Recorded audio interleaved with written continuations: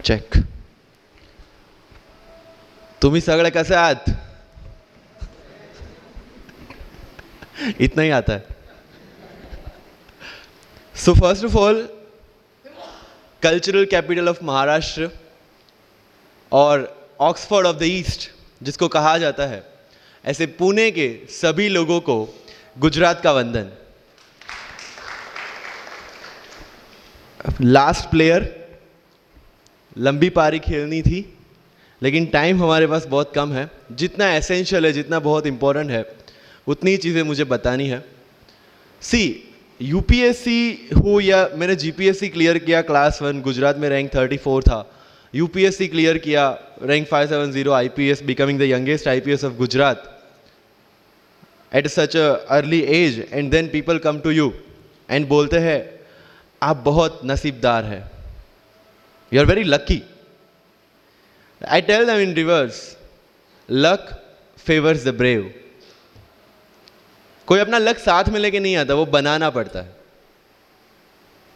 अगर आपके पास रिस्क लेने का एटीट्यूड है, सी मैं गुजराती हूं and we know the business, and business का एक ही फंडा है, higher the risk higher the profit.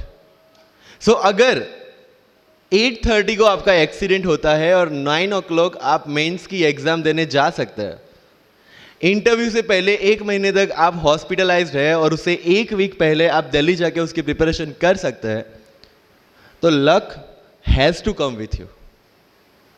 उसको आना पड़ेगा और आपको आईपीएस बनाना पड़ेगा. लोग बोलते हैं कि एक्सीडेंट के बाद आप जाके आए एंड ऑल. तो द सिंपल था कि मैं एग्जाम के लिए निकला, मेंस मेरा था, सुबह GS3 का पेपर था. 8:30 को मेरा स्कूटी स्लिप हो गया, मेरा लिगामेंट इंजरी हो गया, लेफ्ट हैंड में इंजरी था, सीट से ब्लीडिंग हो रहा था. लेकिन मेरे पास 2 ऑप्शन थे. मैं खड़ा हुआ, मैंने देखा, okay my right hand is safe, and I decided I will go to the exam hall and write the exam. मेरे पास 2 ही ऑप्शन थे. या तो मैं वहां से उठ के रोने लगूं, यार मेरे साथ ही ऐसा क्यों हुआ, मेरा एक्सीडेंट हो गया, मेरा मेंस खराब हो गया, और हॉस्पिटल्स जाओ. या दूसरा ऑप्शन था कि मैं देखूं कि मैं 3 घंटे और सर्वाइव कर सकता हूं. हाँ कर सकता हूं. मैं मेंस के लिए एग्जाम हॉल में गया.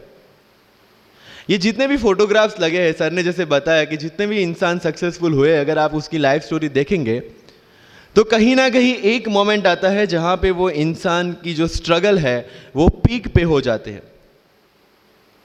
वो इस मोमेंट पे आपको डिसाइड करना है कि आपको वहां से यू टर्न लेना है या आपको वहां से आगे निकलना है. इन सब लोगों ने डिसाइड किया कि उनको वहां से आगे निकलना है. एंड दैट इज द फंडा ऑफ लाइफ. सक्सेस उन्हीं को मिलता है जो इस स्ट्रगल वाले मोमेंट से आगे निकलने की सोचते हैं. जब भी आपको लगे कि आपके सिर पे बहुत मुसीबत है, जब भी आपको लगे कि आप हर तरह से गिर चुके हैं, जब भी आपको लगे कि आपके पास कोई ऑप्शन नहीं है, तब एक चीज आप अपने दिमाग में लाइएगा कि यही मोमेंट है जहां से आपकी तकदीर बदलने वाली है. क्योंकि डायमंड जो होता है वो जितना ज्यादा घिसता है उतनी ज्यादा उसकी वैल्यू होती है. सोना जो होता है वो जितना ज्यादा तपता है उतनी उसकी वैल्यू होती है. अगर आप जिंदगी में तप रहे हैं, अगर आप जिंदगी में घिस रहे हैं, अगर आपको लग रहा है कि आप हर तरह से मुसीबतों में गिरे हुए हैं, तभी आपकी जो वैल्यू है वो बढ़ने वाली है. और यही मेरा एटीट्यूड रहा है. लोग बोलते हैं कि तुम्हारी फाइनेंशियल कंडीशन ठीक नहीं थी, पापा इलेक्ट्रिशियन थे, मम्मी हाउसवाइफ थी, डायमंड के कारखाने में काम करती थी, उसके बाद उन्होंने मैरिज में रोटियां बनाने का काम किया और उस तरह से मैं पढ़ा. लेकिन जब मुझे पूछा जाता है कि ऐसी कौन सी चीज़ है आपकी लाइफ में जो आप बदलना चाहते हो, एंड आई सेड नथिंग. क्योंकि अगर वो चीज़ें नहीं होती मेरी लाइफ में तो शायद आज आपके सामने मैं नहीं होता. तो अगर लाइफ में प्रॉब्लम्स है, अगर लाइफ में स्ट्रगल है, जैसे सर ने बताया struggle is a part of life, and I strongly believe in that. क्योंकि अगर हम दिल्ली में थे, मेरे दोस्त के साथ में निकला बाहर घूमने, तो बोलता है यार ऐसी लाइफ चाहिए, कोई मगजमारी नहीं, आराम से बैठते हैं पूरे दिन एसी वाले कमरे में, बहुत सारे पैसे हैं और कोई टेंशन नहीं, ऐसी लाइफ चाहिए मुझे. मेरे पास ऑप्शन है. बोलता क्या? बोला देख सामने ATM का रूम दिख रहा है, एसी वाला कमरा है, बहुत सारे पैसे, कोई मगजमारी नहीं, जॉब ले ले. क्यों IAS IPS में दिमाग खराब कर रहा है।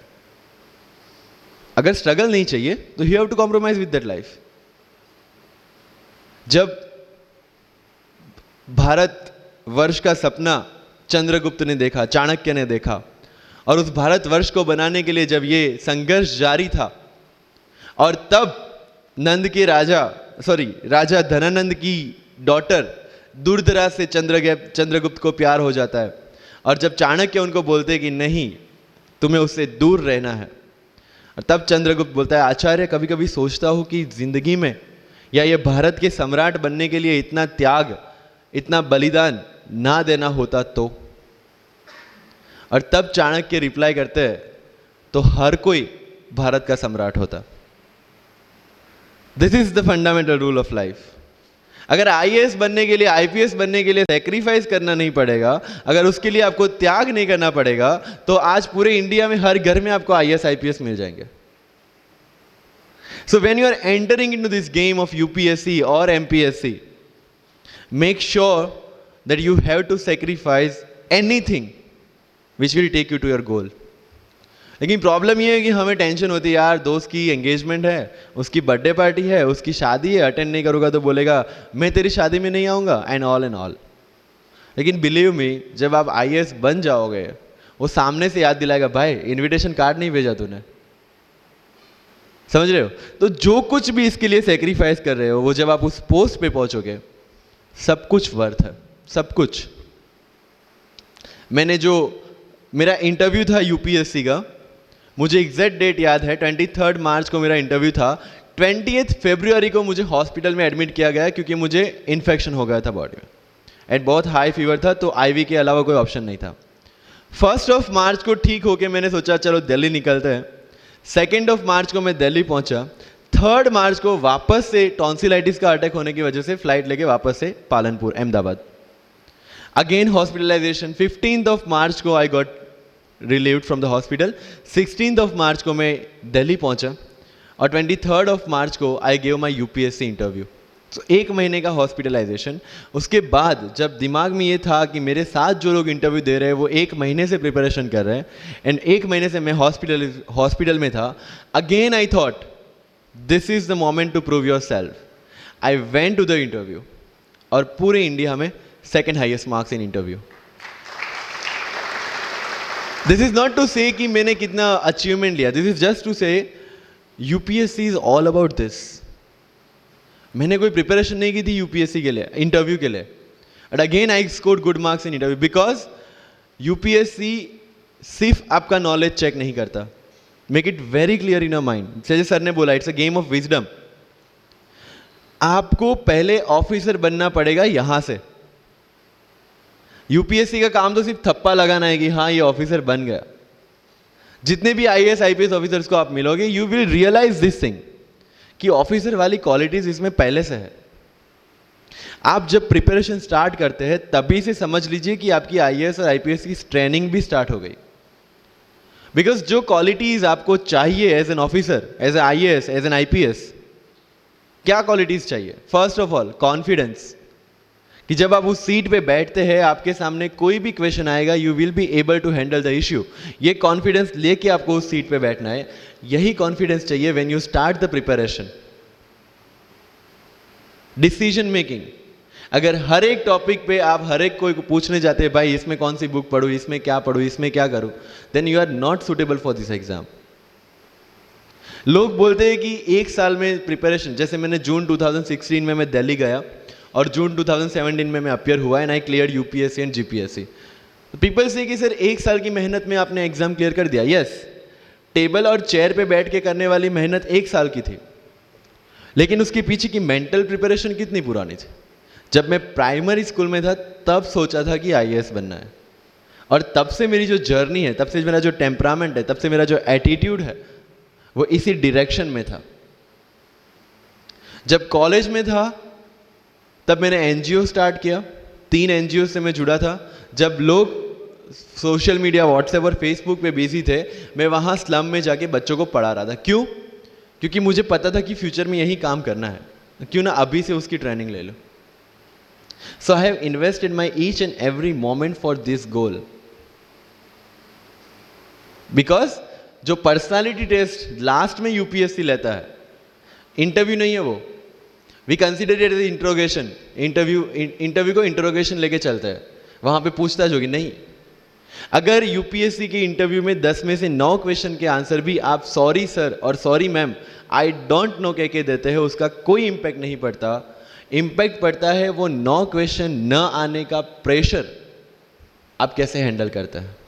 आपके पसीने छूट जाते हैं या आप वही टेम्परामेंट के साथ इंटरव्यू कंटिन्यू करते हैं। मार्क्स उस चीज के, मार्क्स है आपकी सोच के। एक ऑफिसर के तौर पे जब आपको आईएएस या आईपीएस की सीट पे बिठाया जाएगा, how will you treat the citizens of this nation? What will be your attitude to each and every person who is going to come and meet you? These things are being tested during UPSC interview. और इस सारी journey में अगर सबसे important कोई चीज है तो that is your learning attitude, और not for UPSC, for life even. Because when I am speaking in front of you in Hindi and English, to be very clear, I belong to rural background of Gujarat, और मेरा study जो हुआ है वो पूरा Gujarati medium में हुआ है, गवर्नमेंट स्कूल में। 12th तक का स्टडी मेरा गवर्नमेंट स्कूल में हुआ है, गुजराती बोर्ड में, गुजराती मीडियम में। And yet I can give my UPSC interview in English in Delhi and score such marks.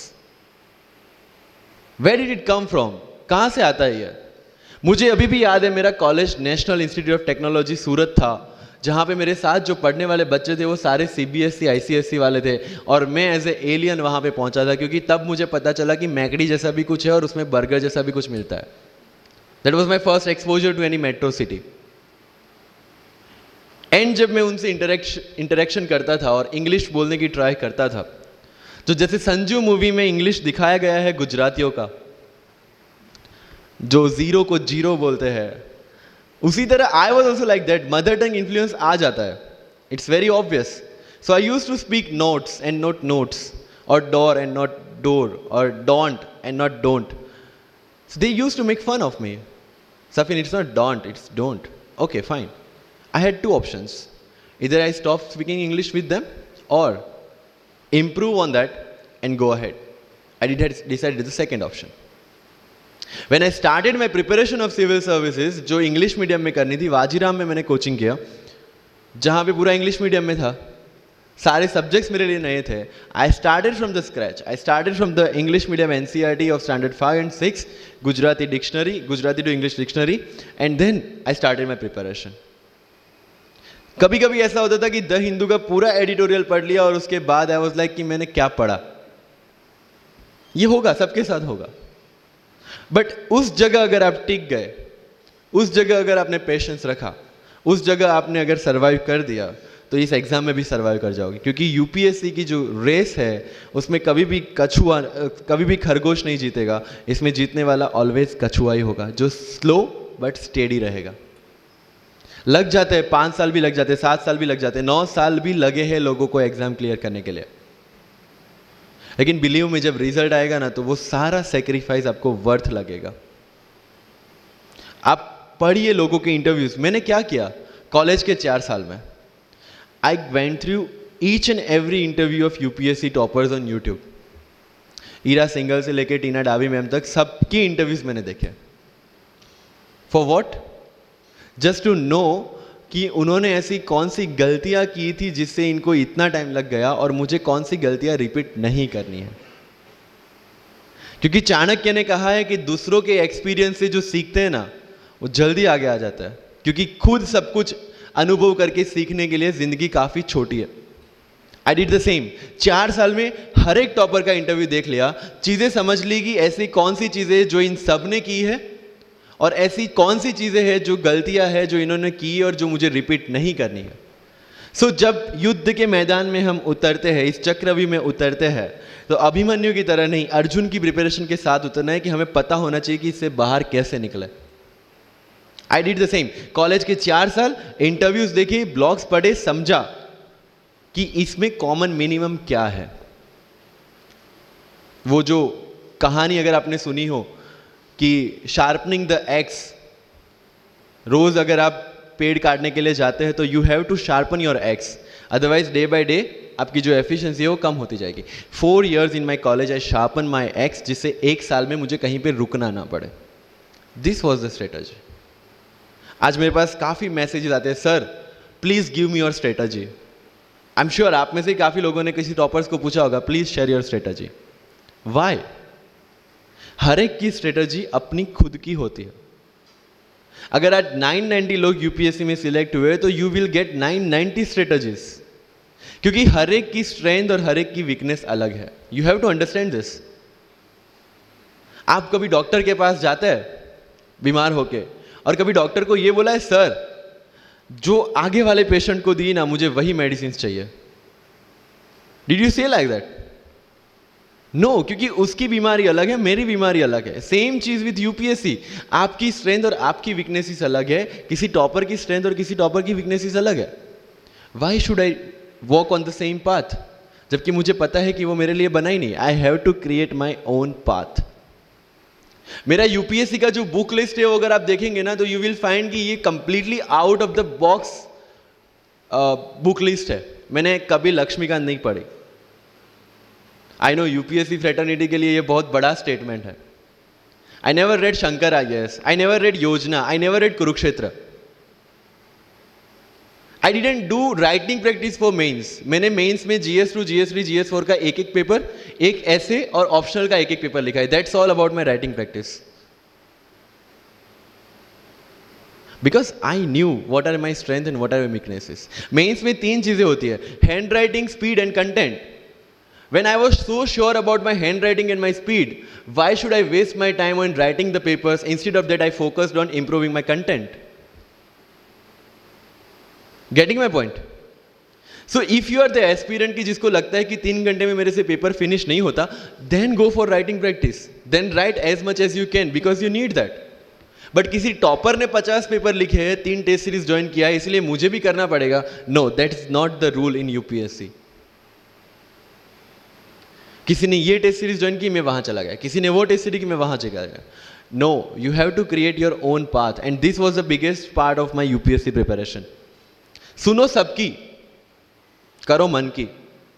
This is applicability of your mind, क्योंकि आपकी स्ट्रेंथ, आपकी वीकनेस आपसे ज्यादा अच्छा कोई नहीं जानता। आपके पेरेंट्स भी नहीं, आपका सबसे क्लोज टीचर भी नहीं। आपको 3 बार चीजें पढ़ के समझ में आती है, किसी को 5 बार पढ़ के समझ में आती है, किसी को 1 बार समझ में आ जाती है। But I want follow the same path जो आगे लोगों ने फॉलो किया है, वो मेरे लिए बना ही नहीं है। I have create my own path. Getting my point? Yes और नो? सो जो मजदूरी है वो सड़क पे एक इंसान 12 घंटे गड्ढा खोद के भी करता है, और एक टॉप कंपनी का CEO भी 12 घंटे दिमाग चला के मेहनत करता है। लेकिन how he is different from that person on the road? Because he uses his mind.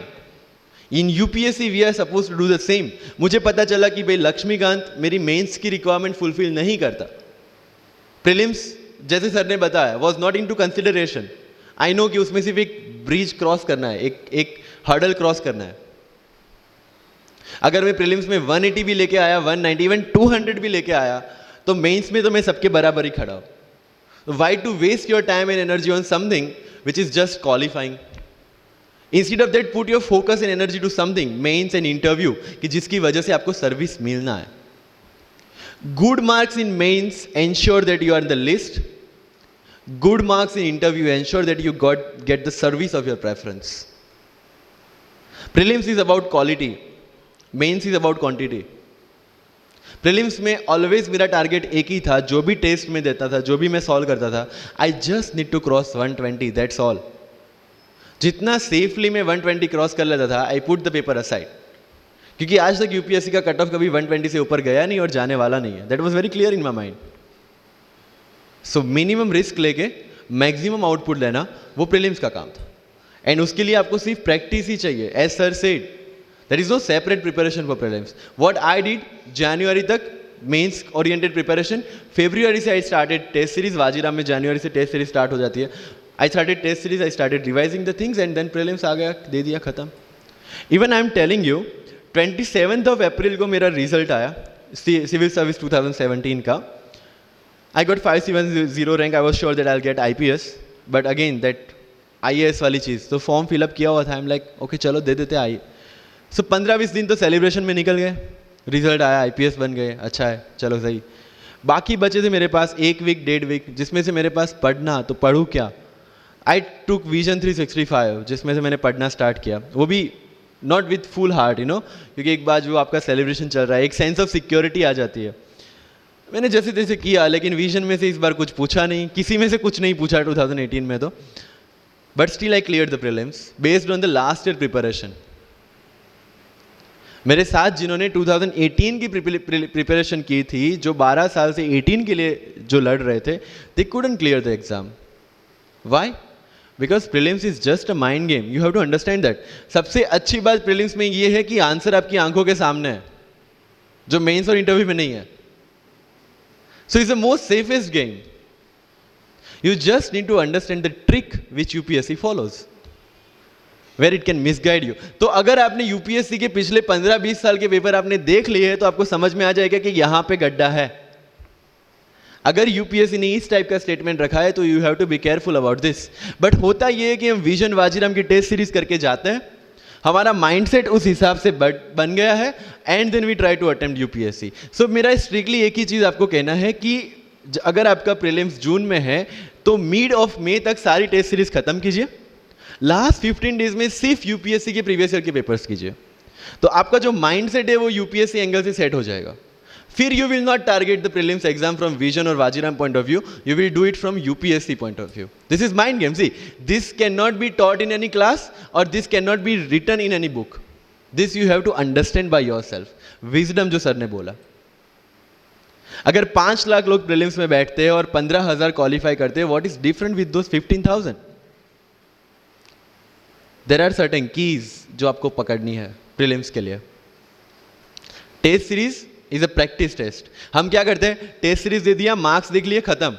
No, that is not for your evaluation, that is part of your learning process. What I used to do sir, कि वाजीराम का जब test खत्म होता था, मैं घर पे आके खुद उसकी की बनाता था। How does it help you? It helps me to understand the entire topic again, 1 to 100 question, 100 topics, again you are revising. Key में क्या होता है, जो 4 ऑप्शन दिए उसके इर्द गिर्द ही पूरा सॉल्यूशन देता है। जब आप गूगल पे पढ़ते हैं, you understand the whole topic again. तो अगर सेम टॉपिक में से कोई और क्वेश्चन भी आ जाता है, you have already revise the things. This is how you will practice for prelims. अगर कहीं पे भी टाइम इन्वेस्ट कर रहे हो, you have to get optimum output out of that. लोग करंट अफेयर्स के नोट्स बनाते हैं न्यूज़पेपर पढ़ के।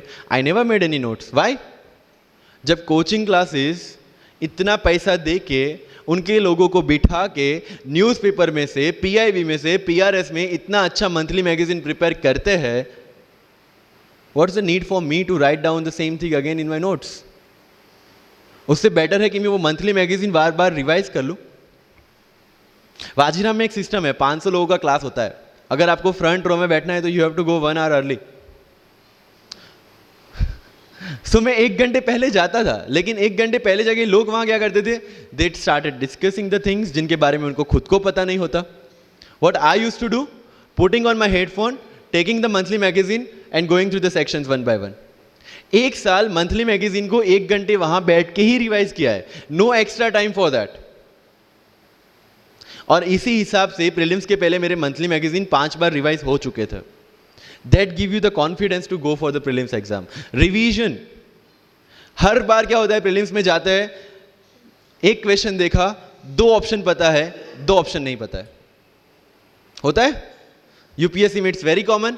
2 ऑप्शन पता है, that means you have read that topic. 2 option नहीं पता, that means you lack clarity on that topic. ये डिलेमा वाले क्वेश्चंस जितने कम, आइदर आपको आता है और नहीं आता है, दैट्स ऑल। जितने ज्यादा क्वेश्चंस में डिलेमा, उतना आपका रिवीजन ज्यादा चाहिए, उतनी आपकी क्लैरिटी कम है। This is simple test for checking out कि आपकी प्रिपरेशन कहां तक पहुंची है। जब भी टेस्ट लेके बैठो, टॉपिक है, अगर पढ़ा हुआ है तो यू मस्ट नो एवरीथिंग, अगर नहीं पढ़ा है that's not the issue. See, you just need to score 60% or 70% in prelims. Same thing, 50% in mains. So there is no one who can clear the 100% syllabus of UPSC.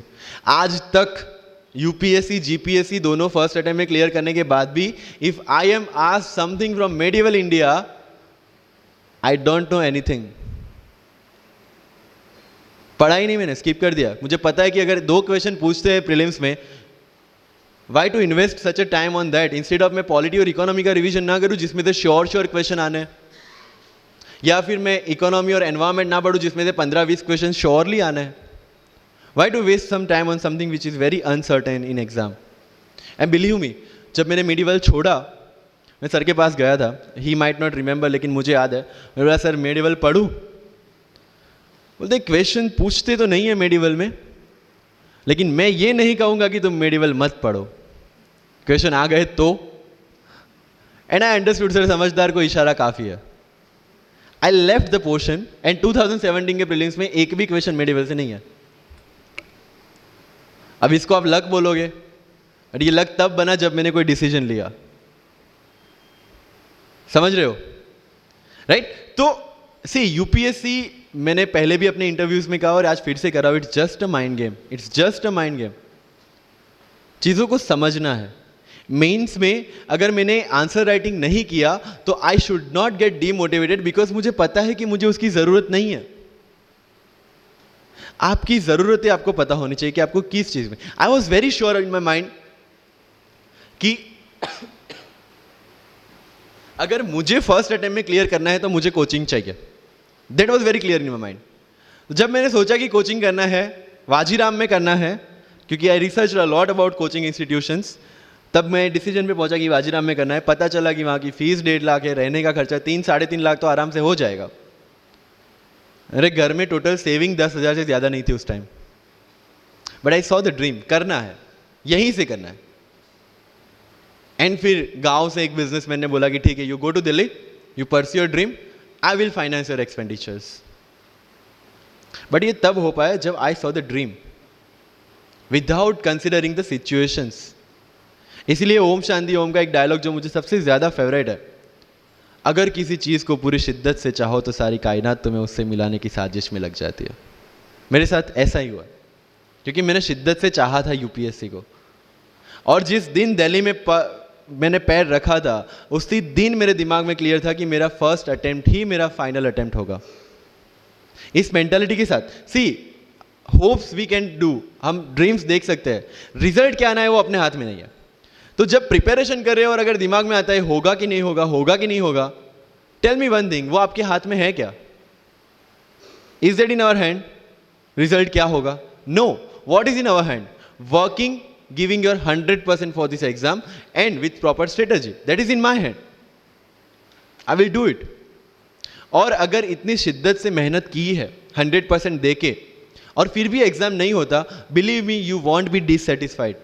You won't be demotivated. You will feel I gave my 100%. आगे उसकी मर्जी। ये attitude के साथ रहना है इस exam में। मेरी बातें थोड़ी मैं ये नहीं बोलूँगा कि यूपीएससी में प्रीलिम्स में 2 पेपर होते हैं, मेंस में 9 पेपर होते हैं, इंटरव्यू इतने मिनट का होता है। No, that is very much available on internet. What I want to focus is what are the pre requirements to enter into this field. इस चक्रव्यूह में उतरने से पहले कौन सी तैयारी आपको करके उतरनी है। And very first and most important is confidence. मुझे याद है मेरे क्लास में एक स्टूडेंट था, हु वॉज अ डॉक्टर, वो प्रिपरेशन कर रहा था। जब भी क्लास में कोई भी क्वेश्चन पूछा जाता था ना, he was always ready to answer. कोई भी, irrespective of the subject, irrespective of the faculty, answer उसके पास रेडी था।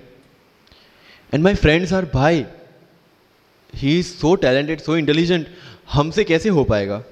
आई mean like, why do you जज your self based on his own parameter? UPSC में एक वैकेंसी नहीं है, there are 1000 vacancies.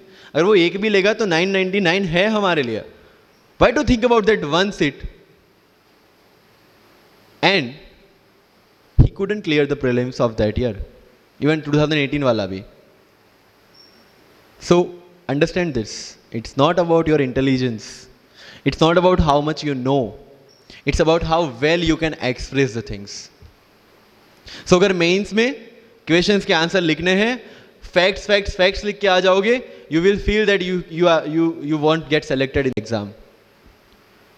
Because it's about understanding, you have to connect the links. Current affairs में अगर कुछ पूछा है तो उसको बेसिक्स के साथ आप कैसे कनेक्ट कर रहे हैं. अगर ज्योग्राफी में कुछ पूछा है तो हिस्ट्री के साथ आप कैसे कनेक्ट कर सकते हैं. हिस्ट्री में कुछ पूछा है तो इसको इकोनॉमिक्स के साथ, सोसाइटी के साथ कैसे कनेक्ट कर रहे हैं. These are the things you need to learn in UPSC. But इन सारी चीज़ों के लिए, whether you appear for prelims, whether you appear for mains, और whether you appear for interview, one thing is very much needed, that is your confidence. और कहाँ टूटता है ये कॉन्फिडेंस?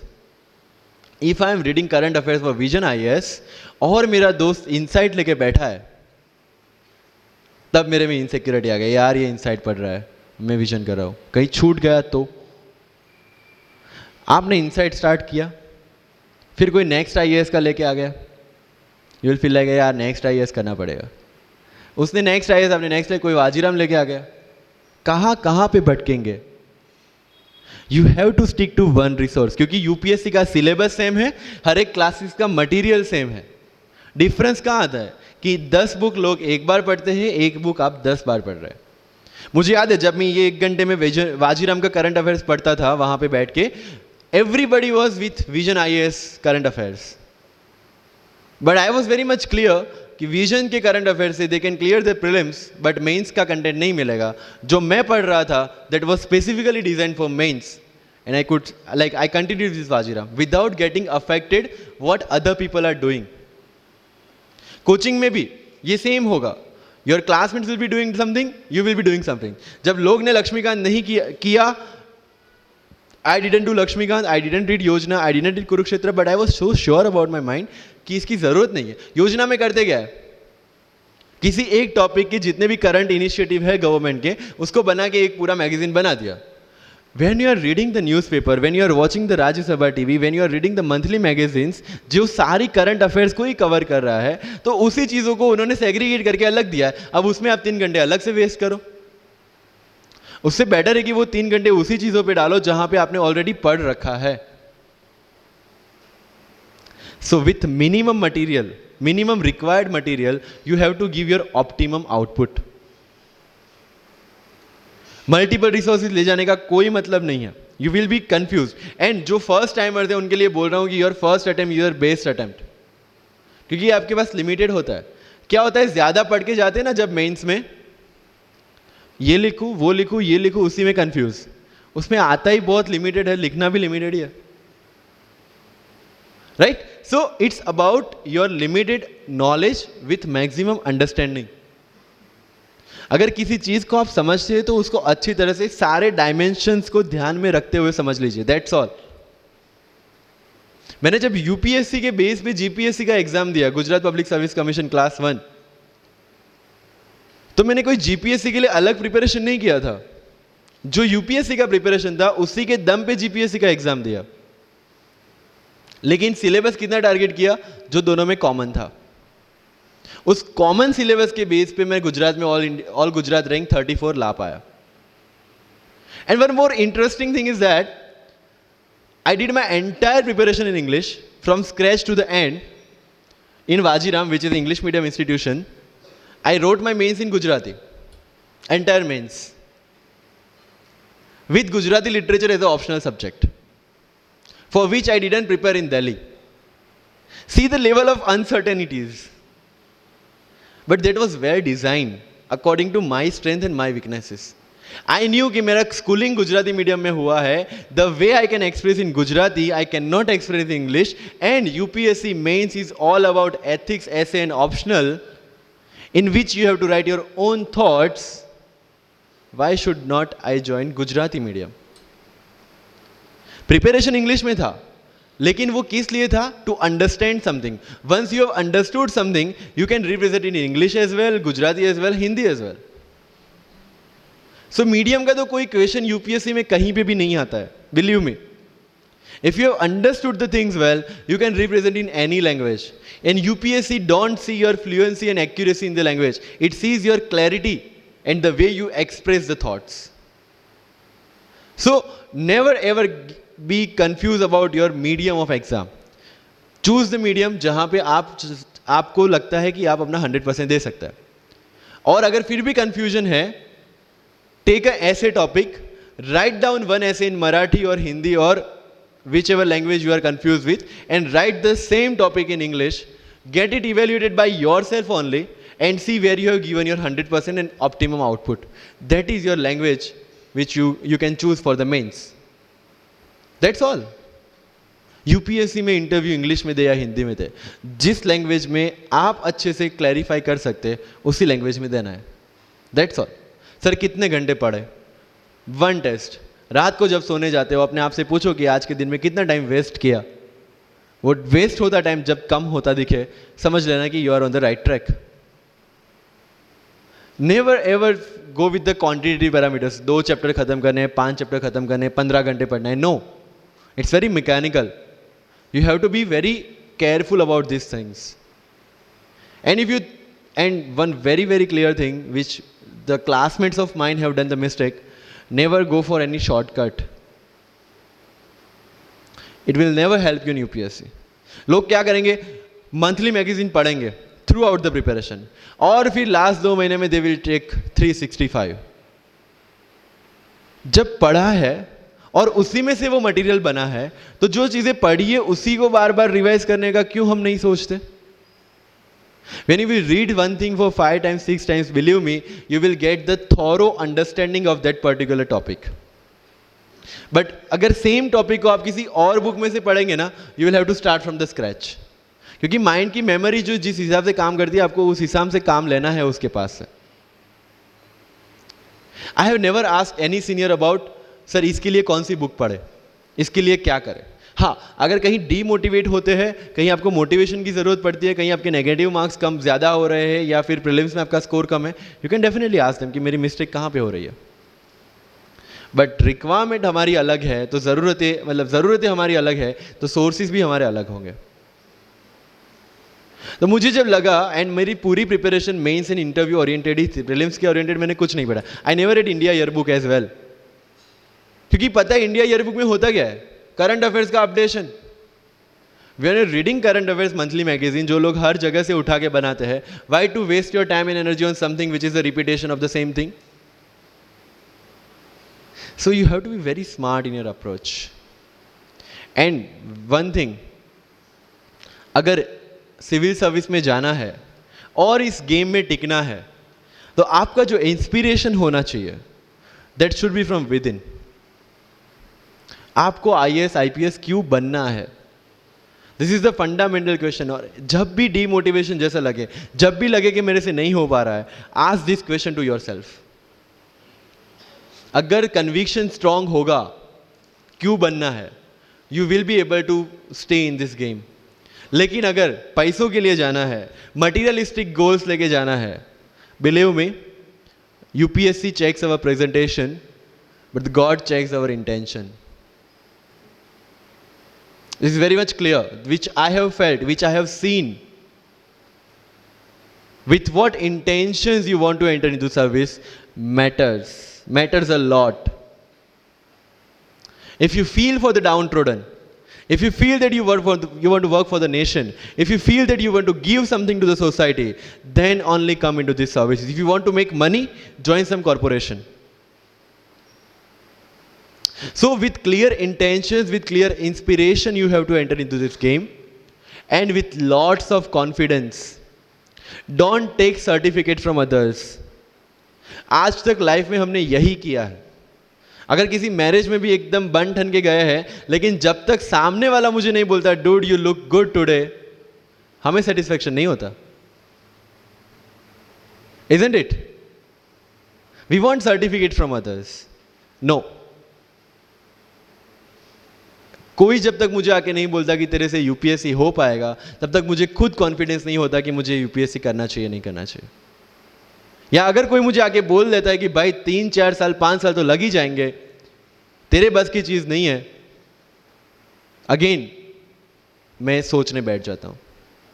कुछ लोग तो, मेरे गुजरात में तो ये कल्चर है, यहाँ पे ये कल्चर है नहीं पता, लेकिन सम पीपल थिंक पहले MPSC कर लो, पहले क्लास 3 क्लास 2 कर लो, फिर UPSC के बारे में सोचो. ऐसा है यहाँ पे? यस और no? But you have to understand कि एमपीएससी जो है, जो क्लास 3 क्लास 2 एग्जाम्स है, उसकी रिक्वायरमेंट यूपीएससी की रिक्वायरमेंट से कंप्लीटली अलग है। अगर एमपीएससी ये पूछता है कि स्टैच्यू ऑफ यूनिटी कहाँ बना है या किसने बनाया है, उसमें कितना केजी गोल्ड यूज हुआ है या उसका आर्किटेक्ट कौन था, UPSC will ask statue of unity होना चाहिए या ना होना चाहिए। This people will ask you Panipat का फर्स्ट बैटल कहां पे हुआ था, सेकंड कहां पे हुआ था, थर्ड कहां पे हुआ था, कौन जीता था, कौन हारा था, कहां से आए थे। यूपीएससी विल आस्क यू सारे बैटल्स पानीपत में ही क्यों हुए थे। So UPSC is never about where, when and what, it's about how and why. So जो भी चीजें आप पढ़ रहे हैं, जितनी भी चीजें आपके आसपास आ रही है, ask the question why and ask the question how, without getting biased. One thing is very much needed for this service is your critical attitude toward everything without getting influence from anyone and anything. You are not supposed to get influenced by any ideology. You are not supposed to get influenced by any one person. One thing is your guiding torch throughout this exam and throughout your life should be the Constitution of India and the philosophy of the Constitution of India. No party philosophy required. So अगर कोई चीज हो रही है, I have only one thing to do, check the merits, check the demerits, propose the solution. If there is demonetization, what will be the advantage, what will be the disadvantage, what could have been done and what should be done, that's all. Being an IAS or IPS you have to do the same. But again मैंने जो बोला कि बन के जो करना है उसकी ट्रेनिंग आपकी अभी से स्टार्ट हो गई है। किसी व्यक्ति विशेष के इन्फ्लुएंस में आके या किसी विचारधारा के इन्फ्लुएंस में आगे अगर आपने ये एग्जाम की प्रिपरेशन स्टार्ट की, believe me you are not going to score good in this exam. UPSC has its own checks and balances. Prelims खत्म कर लिया, मेंस में फिर से होगा, मेंस निकाल दिया, इंटरव्यू में फिर से होगा। देयर आर 3 स्टेप्स इसीलिए रखे गए हैं ताकि डिजर्विंग कैंडिडेट्स आ पाए। And if you have any reservation in your mind कि अगर मैंने मराठी मीडियम में रह के पढ़ाई की है, या मेरा फैमिली बैकग्राउंड अच्छा नहीं है, या मेरी एज ज़्यादा हो गई है, या मैं वर्किंग प्रोफेशनल हूँ, उसके साथ में कैसे एग्जाम करूँ, हर एक प्रॉब्लम के लिए we have the solutions and we have the examples जिन्होंने अलग अलग तरीके से प्रिपरेशन की है। All India rank 2 Anu Kumari madam 1.5 साल 2 साल के लिए अपने 2.5 साल के बच्चे को अपने से दूर रख के प्रिपरेशन किए at the age of 31 and she could become the IAS। या you can take the example of Ummul Kher कि जिसको 8वीं क्लास में घर से निकाल दिया ये बोल के कि हमारे घर में बच्चियाँ 8वीं से ज़्यादा नहीं पढ़ती, और उसी झोपड़पट्टी में रह के उसने पढ़ाई की, बच्चों को ट्यूशन्स दिया, 3 दिन 4 साल पुरानी रोटियां खाई, और उसके बाद भी जवाहरलाल नेहरू यूनिवर्सिटी में से PhD करके फर्स्ट अटेम्प्ट में यूपीएससी में ऑल इंडिया रैंक 400 समथिंग लेके आज शी इज़ डूइंग IRTS की training. And with the genetical disorder की उसके जो बोन डेंसिटी वो काफ़ी कम है, तो आज तक 16 से 17 तो उनके ऑपरेशन हो चुके हैं। Do we have any kind of limitations like this? कोई जेनेटिक डिसऑर्डर या घर से निकाल दिया गया हो या खुद मजदूरी करके पढ़ना है? No. Then what are the problems? All problems are here.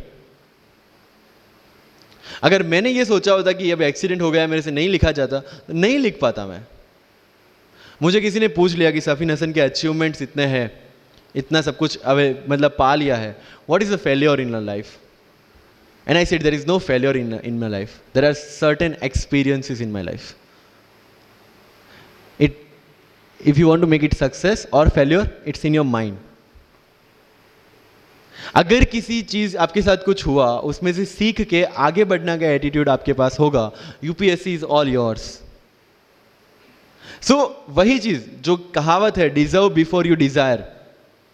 If you want to be in civil service, you have to deserve for that. If you want कि आपके घर में फॉर्च्यूनर हो, तो पहले फॉर्च्यूनर रखने की जगह होनी चाहिए, in simple words, right? So if you want to be in civil services, you have to develop that mindset. मेरा अगर यूपीएससी का इंटरव्यू आपको पढ़ना हो तो it's available on my Facebook में, मेरा फेसबुक अकाउंट पे थोड़ा स्क्रॉल करके अगर जाओगे, it's Safin Hasan, SAFIN HASAN, उसमें अगर आप नीचे जाओगे you will find the PDF जिसमें क्या क्वेश्चंस पूछे गए और उसके क्या आंसर मैंने दिए। Everything I have written down. I was asked about Islam, casteism in Islam, why it is still persistent in Islam, why there is a university called Aligarh Muslim University and another is Banaras Hindu University, what is the relevance of madrasa system, what is fatwa, everything from Islam. Not because they want to do something, some bias with me or something like that. They just want to check कि अगर इस इंसान को हम IAS या IPS के post पे बिठाते हैं, whether he will treat the person as a citizen of India or member of any one particular community. And that's how I could score 204 in UPSC interview, because I could satisfy them. And this is not because I could score, this is the requirement of this job. अगर आपको लगता है कि being Muslim आपके साथ कुछ distinguish behaviour किया जाता है, मुझे ये क्वेश्चन पूछा गया. मेरा एक इंटरव्यू है जिंदगी विथ रीचा में, जो अंसार भाई का काफ़ी वायरल हुआ था. Same Richa Aniruddh also took my interview. She asked me this कि when you belong to Gujarat and when you are an IPS officer, कहीं ना कहीं दिमाग में 2002 आता है और उसके बाद आपको कहीं लगा कि बीइंग अ मुस्लिम आपके साथ कहीं पे कोई भेदभाव हुआ है या कोई डिस्क्रिमिनेशन हुआ है. And I simply said no, I never felt like that, because मेरे दिमाग में कहीं पे डिफरेंशिएशन या डिस्क्रिमिनेशन नहीं है. It's always here. If I treat people differently based on their religion or the caste, I will see how people behave with me from that angle only. But if I am treating everyone equally, if I have no bias in my mind, I will not see biasness or this kind of discrimination anywhere. If you want to enter into this service, this is the first and foremost requirement, that you have the secular outlook, secular thinking, and thinking as per the Constitution of India. That's all. So जो मैं deserve before you desire की बात कर रहा हूँ, वो यहीं से शुरू होती है. एक IPS और IAS बनने के बाद आपको जो चीज़ें करनी है वो आपको यहीं से इम्बाइब करना स्टार्ट करना पड़ेगा. You can not go to each and everyone and ask इसके लिए क्या करूँ, उसके लिए क्या करूँ. You have the internet, find your questions and find your answers by yourself. When you will become an IAS, tell me one thing, collector का charge मिला आपको, कोई क्वेश्चन आया, you will go to 10 people and ask इसमें क्या करना चाहिए. No, you have to take the decision and act on that. Being an IPS आपको कहीं पे मोब हैंडल करने जाना है, you cannot ask your subordinates or your constable, भाई इसमें क्या करूँ. You have to take decision. That decision making starts from here. मैं लक्ष्मीकांत पढ़ूँ, DD बासु पढ़ूँ, सुभाष कश्यप पढ़ूँ या किसी कोचिंग के नोट्स पढ़ूँ, you have to decide by your self according to your requirement. मैं द हिंदू पढ़ूँ या इंडियन एक्सप्रेस पढ़ूँ, मुझे जो चीज़ें ज़्यादा समझ में आती है, I read that thing. News तो सेम ही है, राइट? मुझे जो चीज़ें समझ में आती है और UPSC का जो रिक्वायरमेंट है, ये दोनों चीज़ें मुझे ध्यान में रखनी है. So with this 50 minutes of कथा, I will take 5 to 6 question from your side. But last but not the least जो मुझे बताना है, and not for UPSC GPSC, for the entire life, कि जितने भी कंप्लेंट्स आपकी लाइफ में है, मैं यहाँ से आता हूँ, मेरे पेरेंट्स ये करते हैं, मैं वो करता हूँ, मेरा इंग्लिश अच्छा नहीं है, मेरा मैथ्स अच्छा नहीं है, ये सारे हमने अपने आप को दिए हुए एक्सक्यूजेस है. You have to find the solution by your self. अगर इंग्लिश नहीं आता है, I can start with the 5th standard book, और 5th standard बुक से भी शुरुआत करने में अगर मुझे अपना ईगो बीच में आ रहा है, then I can not learn it at any stage of my life. Start with the 5th standard book, start listening English, start speaking English. अगर बोलने में शर्म आती है, अपने मोहल्ले के किसी 3-4 बच्चों को जो 1st, 2nd standard में, उनको उठाओ और उनके साथ बातें करो. उनको वैसे भी समझ में नहीं आ, और अपने को वैसे भी पता है अपन क्या बोल रहे हैं. Getting my point? तो अगर वहां पे भी अगर ईगो बीच में आ रहा है, start doing like this, start speaking. मैं 11th 12th में था, मुझे पता था मेरा इंग्लिश कैसा है, फिर भी I used to speak English, क्योंकि मुझे पता है सामने वाले को तो वैसे भी समझ में नहीं आ रहा है. अगर किसी मूवी में इंग्लिश डायलॉग सुन लिया, पूरा दिन मेरे दिन मतलब जहां पे भी कोई भी बात करूंगा, मैं वहां पे वो डायलॉग घुसाऊंगा. This attitude should be there. अगर आज हिस्ट्री में से या NCERT से 5 ऐसी चीज़ें आपने नहीं सीखी है, try to think upon that, try to ponder over that. ये मराठा साम्राज्य वाली जो नोट्स दी थी, try to make the summary out of it, कि कोई भी एडमिनिस्ट्रेशन को अगर टिकना है तो क्या क्या ज़रूरी है, किसी एम्पायर को अगर बनना है तो क्या क्या ज़रूरी है, कहाँ पे उन्होंने मिस्टेक की. They should have focused on the consolidation rather than expansion. They focused on the expansion rather than consolidation. And that is where they made the mistake. Till the time of Akbar, it was same. But later on, that consolidation comes into picture. UPSC में भी same है. consolidate what you have read and then go for the expansion. अगर NCERT पढ़ी है तो उसको consolidate करो कि इसमें से क्या निकला, then go for the Bipin Chandra advance books. Getting my point? So अगर आपको भी आपका यूपीएससी का एम्पायर मजबूत बनाना है, then go for the consolidation first and then go for the expansion. तो लाइफ में जो मैं कंप्लेनिंग एटीट्यूड की बात कर रहा था, वो कंप्लेनिंग एटीट्यूड आपको कहीं पे भी नहीं ले जाएगा. You have to put all your complaints aside, start preparation. क्योंकि आज तक दुनिया ये मानती थी कि एक भी शब्द बिना बोले हम अपनी बात एक्सप्रेस नहीं कर सकते. तब हमारे साथ थे चार्ली चैपलिन, जिन्होंने एक भी शब्द बिना बोले सारी दुनिया को एंटरटेन किया. आज भी दुनिया जब ये मानती है कि सिर्फ औरतें अच्छा खाना बना सकती है, हमारे सामने संजीव कपूर, जिन्होंने पूरी दुनिया को भारत का स्वाद चखाया. आज भी अगर दुनिया ये मानती है कि अकेले इंसान से कुछ नहीं हो सकता, हमारे सामने महात्मा गांधी जो अकेले चले थे और पूरा देश उनके पीछे चला था. आज भी दुनिया अगर ये मानती है कि धनवान बनने के लिए धनवान घर में पैदा होना जरूरी है, हमारे सामने धीरूभाई अंबानी, जिन्होंने पूरी दुनिया को एक सपना दिखाया, कर लो दुनिया मुट्ठी में. और आज रिलायंस इंडस्ट्री वर्ल्ड की और इंडिया की सबसे बड़ी इंडस्ट्री है. आज भी दुनिया अगर ये मानती है कि हम कम एज, ज्यादा एज में कुछ नहीं कर सकते, हमारे सामने अमिताभ बच्चन, जो आज भी एक साल में 3 ब्लॉकबस्टर मूवीज देते हैं. अगर आप ये मानते हैं कि सिविल सर्विस में आने के लिए आपका बैकग्राउंड होना जरूरी है, आपके सामने Shahrukh Khan without any background आज भी बॉलीवुड का बादशाह है. अगर आज तक दुनिया ये मानती थी कि हम सिर्फ धरती पे रहने के लिए बने हैं, हमारे सामने नील आर्मस्ट्रॉन्ग जो चंद्र पे जाके आए, आज तक हम ये जानते हैं कि हम क्या है, हम क्या बन सकते हैं, ये जानने का टाइम शुरू होता है अब. Thank you so much.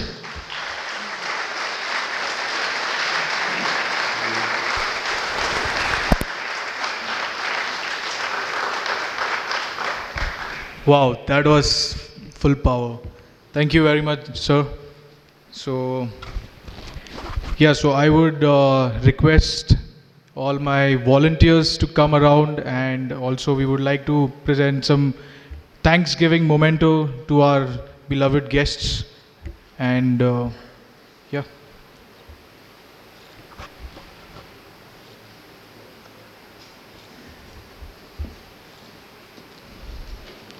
Also, after this, we would like to open our podium for a question answer round.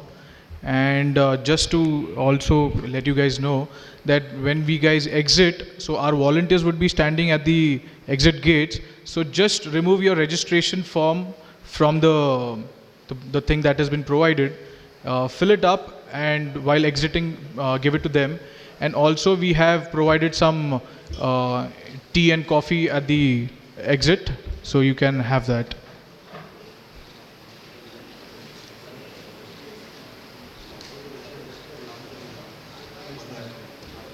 Okay, so you can just drop your registration form at the registration desk while going. Yeah.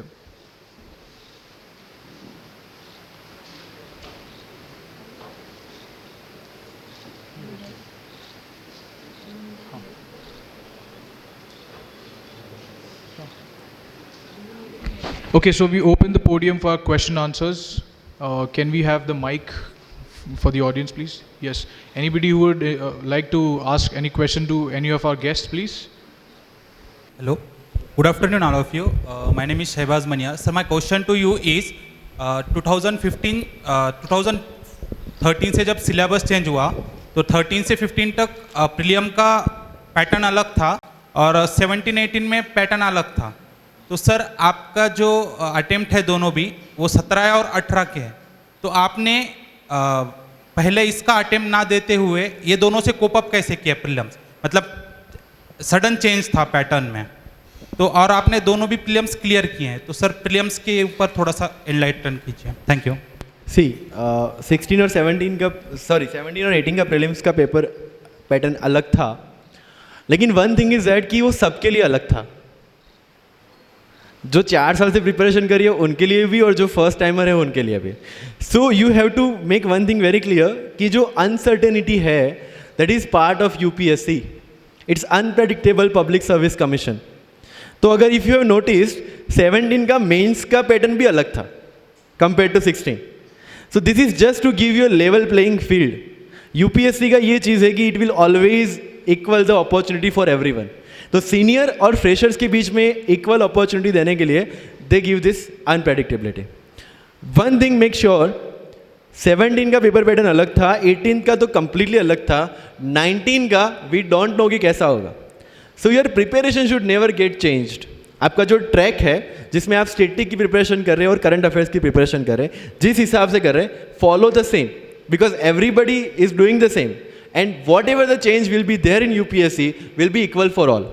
वहाँ पे आपका जो officer वाला attitude है, नई चीज़ों को cope up करना और नए चैलेंजेस को फेस करना, जो आप ऑफिस में बैठ के हर रोज़ हर घंटे करेंगे, वो यूपीएससी में करना है, राइट. तो पेपर पैटर्न चेंज होगी, that will not make that impact जितना आप उसको दिमाग से लेंगे, because everybody is facing the question paper for the first time, whoever is sitting for the UPSC prelims. तो पेपर पैटर्न नया हो या आउट ऑफ द बॉक्स हो, इट इज़ फॉर एवरीवन. जैसे फॉर एग्जाम्पल मेंस में question पूछा गया था, decolonisation of Malay peninsula. People got frustrated कि इतना कॉर्नर क्वेश्चन क्यों पूछा गया. आई वॉज हैप्पी कि कॉर्नर है, किसी को भी नहीं आता होगा, so relatively I am safe. UPSC is all relative, you know. तो अगर प्रीलिम्स का पेपर टफ है, सबके लिए टफ है.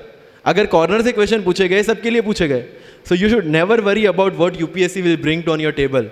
You should only worry about how much you want to eat from that, right. So unpredictably is part of the exam. Prelims में भी है, मेंस में भी है, एंड यूपीएससी इंटरव्यू में तो सबसे ज़्यादा है. Why to worry about that which is not in our hand. What is in our hand? Preparation, static portion, current affairs. Give your 100% to that. That's all. Clear? Yeah. Thank you. Thank you. Any more questions? Please raise your hand if you have any.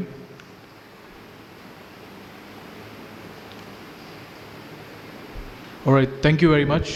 Okay, we have one more question. We have the question. Yeah.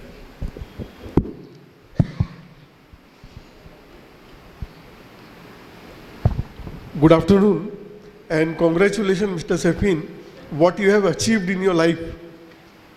मेरा question ये है कि if I want to make my future generation IAS और आज के मैं हालात देखूं और आज की चीज़ें देखूं, तो क्या वो पॉसिबल है वो चीज़ चेंज होना जो आप लोग बोलते हैं कि you have to work for the society and you have to think the change the things. मैं आप तीनों से can you please focus on this आज के हालात. What do you mean by this आज के हालात? 5 साल पहले ऐसा हुआ कि my son was doing science और किसी ने मेरे को बोला, some was working with IAS institute, they were training the students. तो उन्होंने बोला, why don't you make your son IAS officer.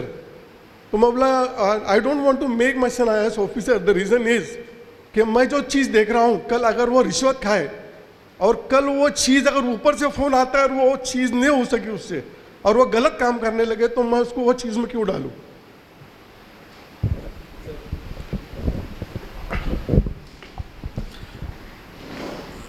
Sir, पहले तो मैं कहूँगा कि आपने कहा कि आज के हालात, सर हालात हमेशा ऐसे ही रहे हैं. अगर आप किसी का भी समय लें, किसी बड़े शख्सियत को उठाएं, पैगंबर को उठाएं, तो पैगंबर वो बने ही इसीलिए क्योंकि उन्होंने हालात का सामना किया. अगर हालात अच्छे होते तो पैगंबरों को आने की ज़रूरत ही क्या थी सर? अब आपका बेटा ये डिसाइड करेगा. अब देखिए, इन साहब ने इतनी बातें कही, इन्होंने अपनी बातों में आंसर दिया. एक आम आदमी की पूरी ज़िंदगी दर्द से भरी हुई है, बस वो आम है. एक महान आदमी की पूरी ज़िंदगी चुनौतियों से भरी हुई है. ये जो आपने शब्द यूज़ किया ना, हालात, सर हालात से ही तो लड़े राम, मोहम्मद साहब. आप मोहम्मद साहब का टाइम देखिए, आप मोहम्मद साहब का टाइम देखिए सर, पहली चीज़. दूसरी चीज़ सर ये है कि हालात, अब जैसे मैं तो हिस्ट्री का टीचर हूँ, तो मैं तो हमेशा एग्जाम्पल वहीं से उठाता हूँ. 1398 तैमूर हिंदुस्तान आता है, तबाही मचाता है, सब कुछ ख़त्म कर देता है. 1398 से लेके 1556 सेकेंड बैटल ऑफ पानीपत, आप समझ लो 150 साल हिंदुस्तान की हालत ख़राब, सब कुछ तहस नहस. और उस परिस्थिति में सर 1556 में एक 15 साल का लड़का गद्दी पे बैठता है, अकबर. सर हालात देखो आप. हम नाहक में उसे ग्रेट नहीं कहते सर, हम ग्रेट सिर्फ इसलिए कहते हैं कि भाई तुमने इस हालात से तुम निपटे कैसे. एक आदमी कह रहा है मेरा पड़ोसी मुझे गाली दे रहा है, सबके देते हैं. दुनिया में कौन सा पड़ोसी जो किसी को गाली ना दे? और अगर ऐसा है कोई तो आप बताइए, मैं तो मिलूंगा उस आदमी से। लोग कहते हैं मेरे रिश्तेदार मेरे पीछे पड़े। रिश्तेदारों का काम ही है, और क्या करें वो, कि मेरे खाला ने हमको डिमोरलाइज कर दिया कि इतना बड़ा सपना देख रहे हो IAS बनने का। अरे कुछ पहले कर लो, अपने माँ बाप की स्थिति देखो। सर काम ही है सर। फ्रेंड आपका आ गया, उसने कहा अरे यार IAS बनने जा रहे हो। अच्छा, ये सीधे हमला कभी नहीं करते, ये इनडायरेक्टली करते हैं। मेरे पास एक लड़की आई 4 दिन पहले, उसने कहा सर मेरे पापा बहुत परेशान है, हमसे करे वापस आ जाओ। मैंने कहा ठीक है, अपने पापा को बोलो मुझसे बात करें। तो मैंने उनसे पूछा कि सर क्या हुआ बताइए। तो बोले ओझा साहब हमें बहुत डर लग रहा है। मैंने कहा कैसे, बताइए हमें आप। बोले हमारे पड़ोसी बता रहे थे कि दिल्ली बड़ी ऐसा ऐसा कांड हो गया। बीच में कांड हो गया था तो काफ़ी फेमस था, एक बच्ची के साथ दुर्व्यवहार हो गया था, उसकी हत्या हो गई थी। मैंने कहा सर इंदिरा गांधी मार दी गई सर, प्राइम मिनिस्टर उस वक्त थी, आप खुदा बन रहे हो सर, बचा लोगे, ले जाओ सर। हिस्ट्री ने जिसको भी ग्रेट कहा सर, 51 साल की कैरियर में उस आदमी ने तौहीद इलाही, आज मैं तो यूपी का हूँ, इलाहाबाद का नाम बदल गया, प्रयागराज हो गया, लेकिन कभी अगर मेरी मुलाकात हमारे ऑनरेबल CM से होगी तो मैं उनसे बोलूँगा सर इलाहाबाद का नाम तो उसने कभी चेंज ही नहीं किया सर, उसने चेंज ही नहीं किया सर। प्रयाग आज भी वहाँ मौजूद है। प्रयाग स्टेशन, आप कभी इलाहाबाद जाएंगे तो आप देखेंगे वहाँ 2 स्टेशन है, एक इलाहाबाद स्टेशन है, एक प्रयाग स्टेशन है। तो प्रयाग तो वहाँ आज भी है sir. Allahabad is a meeting ground. जैसे मैंने आगरा के बारे में आपको बताया, तो इलाहाबाद में 2 नदियाँ आके मिलती हैं, यमुना और गंगा।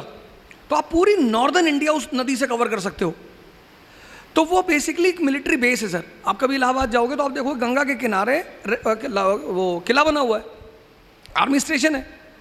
उसने सर पहली बार हिंदुस्तान में, दूसरी बार, पहली बार हर्षवर्धन ने कराया, उसने सारे संतों की मीटिंग कराई सर। ये जो आज आप कुंभ देखने जा रहे हो, इसकी शुरुआत हर्षवर्धन ने की। तो सर टैलेंट ही इसी चीज़ का है। मालिक ने हमें तोहफा दिया, मैंने आपसे कहा मन, तो वो कहता है कि अब ये दे दिया। 1453 मुसलमान दुनिया की ऊंचाई पे, स्पेन, चाइना सी, कैस्पियन, हिंदुस्तान, यहूदी ज़मीन पे। सर आज आप देखो यहूदी दुनिया में ऊंचाई पे, मुसलमान ज़मीन पे। क्योंकि एक चीज़ मिस कर गए वो, कि हमें समय को समझना है सर। यही तो टैलेंट है, यही तो हिस्ट्री मुर्दों को क्यों छेड़ेगी। उमर साहब थे खैलिफ, आप देखो पुराने जितने भी कैलिफों, आप जो आज अमेरिका में डिपार्टमेंट है रॉकफेलर, वो कहाँ से आया सर? बगदाद से। उस डिपार्टमेंट को किसने बनाया था? कैलिफ अल हारून ने। उस डिपार्टमेंट का नाम था बैतुल हिकमत। दुनिया के सारे विद्वानों को बगदाद बुलाया जाता था। मैंने तो मास्टर ब्लास्टर सचिन का नाम सुना, आज मैंने मास्टर ब्लास्टर सैफिन को देखा सर। आपके सामने इतना बड़ा एग्जाम्पल बैठा हुआ है सर। यही तो आपने अपने बेटे को गलत मना किया सर। सर मैं माफ़ी चाहता हूँ, आपको नहीं करना चाहिए था सर, क्योंकि तब आपको समझ में आता वो टैलेंट जो है ना सर, हो सकता है आपके बेटे के सामने लग जाता द ग्रेट। आज हम जिस दौर से गुजर रहे हैं सर, हो सकता है वो बंदा उस चीज़, यही तो चुनौती है सर। मैं एक जगह क्लास लेने गया, मैं अब हिस्ट्री मुझे पढ़ाना है सर, तो और मुझे यूनिटी इन डाइवर्सिटी पढ़ाना है। उन्होंने मुझसे कहा ओझा साहब आपने मुगलों की बड़ी तारीफ़ कर दी। मैंने कहा सर मैं थोड़ी करता हूँ, इतिहास करता है सर। बोले नहीं आपने कुछ ज़्यादा ही कर दी। अरे मैंने कहा किसकी कर दी सर? मुगल मेडिवल इंडिया हमारा, एक कम्युनल दंगा नहीं हुआ सर। एक क्लास में 100 से ज़्यादा लोग बैठे, मुझे एक दंगा बता दो जब मध्य मेडिवल इंडिया में कोई दंगा हुआ ही नहीं सर। इल्तुतमिश, मौलानाओं का एक डेलीगेशन उससे मिलने के लिए आता है, इम्प्लीमेंट डेथ और इस्लाम इन हिंदुस्तान। उसका गुरु है कुतुबुद्दीन बख्तियार काकी। आप दिल्ली जाओगे तो देखोगे कुतुब मीनार, वो उसी की है, काकी साहब के नाम पे है। सूफी आदमी कुतुबुद्दीन ऐबक मिलने गया काकी से, कहा कि सर ये हमारे जो धार्मिक लीडर हैं ये ऐसा ऐसा कह रहे हैं। उसने पूछा कि ये जो क्राउन रखे हो सर पे कितने का? कहा 5 करोड़ का। कहा ठीक। और मौलाना साहब बोले 10 रुपये का। तो एक कांस्टेबल भी कैप पहनता है, एक सब इंस्पेक्टर भी पहनता है, एसपीसीटी भी पहनता है, लेकिन हर कैप की एक वैल्यू है सर। वो वैल्यू उसकी थॉट प्रोसेस को डिफाइन करती है। संत अलग है सर, उनको बीच में मत लाइएगा, वो तो कुछ नहीं पहनते। उसने कहा तो तू 5 करोड़ के हिसाब से सोच, 98% नॉन मुस्लिम, हम 2%, हम इन पे शासन कर रहे हैं। क्यों? क्योंकि ये डिवाइडेड है, ये ब्राह्मण क्षत्रिय वैश्य, ये एक दूसरे को देखना नहीं चाहते। यही हमारी ताकत है। अगर तुमने इनके धर्म पे हाथ रखा, ये 98 एक हो जाएंगे, और अगर ये 98 एक हो गए, मैं तो कन्वर्ट हो जाऊंगा। मैं तो यूनिटी ऑफ गॉड में बिलीव करता हूं। सर दास था वो स्लेव, इल्तुतमिश का जीवन स्लेव से शुरू हुआ सर। उसकी बेटी, 50 बेटे थे सर, 50। ग्वालियर में बीमार हो गया वो। उसने अपने बेटों को खत लिखा कि आओ मेरी मदद करो। कोई नहीं गया कि मान लो अब्बा वहां मर गए तो यहाँ दूसरा भाई कब्जा कर लेगा। उसकी बेटी गई सर, रजिया। उसने कमांड ली अपने हाथ में, ग्वालियर के राजा को हराया सर, ग्वालियर पे कब्जा किया। उसने ग्वालियर में अपनी बेटी का राज्याभिषेक कर दिया। 13वीं शताब्दी का मुसलमान। उसने ग्वालियर में, उसने कहा मेरे बाद मेरी बेटी। नहीं सर, ये मास्टर ब्लास्टर हमारा आपसे अभी आपने शायद सुना नहीं इसको कायदे से। इसने कहा आपको दूसरों को नहीं सुनना सर, आप अपने बेटे को सर फिर से भेजिए, हो सकता है वो भारत को दूसरा अकबर मिल जाए। आज तो सर हमें ऐसे ही लोगों की जरूरत है ना सर। मैंने क्लास में कहा, शुरुआत में जब बोल रहा था, मैंने कहा सच सैफिन से मेरा एक अलग लगाव है। सोच पढ़ने से कुछ नहीं होता। तोतों को भी सिखाते राम राम, पर कोई तोता आज तक अरहत हुआ नहीं हुआ। मालिक की सबसे बड़ी गिफ्ट यही है सर। तो मैं माफ़ी चाहता हूँ, लेकिन मैं चाहूँगा कि आप अपने साहबजादे से कहें कि आप जो करना चाहें आप करें। दुनिया कुछ नहीं कर पाएगी सर। मैंने तैफ का एग्जाम्पल दिया था क्लास में। आज दुनिया का दूसरी जो सबसे बड़ी पॉपुलेशन है वो मोहम्मद साहब की फॉलोवर है सर। चुनौतियों से जो लड़े वो हीरो, और चुनौतियों को जो दर्द कहे वो आम आदमी।